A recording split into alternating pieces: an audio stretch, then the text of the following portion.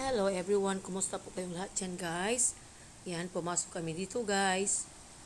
Kasi gusto naming malaman kung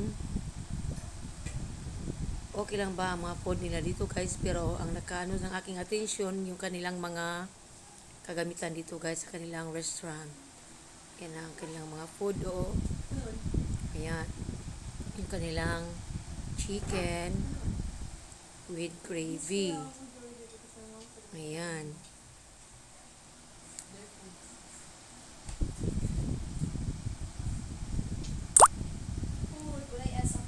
At yan din ang kanilang sabi nila na calamaris daw nila. Yan with gravy. Pero iwan ko, hindi ko ma-explain yung taste niya guys ba. Ayan. Ang inano ko lang talaga ito guys, ang kanilang mga gamit ba. Yung kanilang mga ilaw, yan, mga chair, table. Kasi gawa ng kahoy ba. Ayan. Pero maganda guys ang pagkagawa ng kanilang mga kagamitan dito sa kanilang restaurant. Ayan. Ang kanilang food. O yan lang in-order namin guys kasi hindi pa namin alam kung masarap ba ang kanilang pagkain. Ayan, dito sa kanilang restaurant.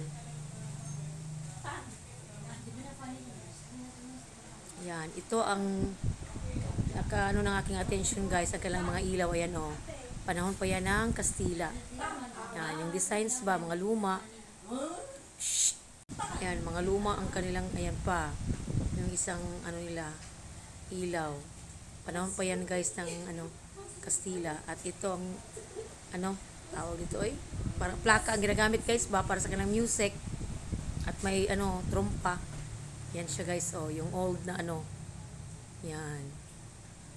Yan ang nakano ng aking attention dito sa kanilang restaurant. Hindi yung food. Ayan. Kasi sa ngayon guys, wala na yan, di ba? Pang display lang sa bahay. Ayan, pero yung mga mayaman lang meron yan. Thank you for watching.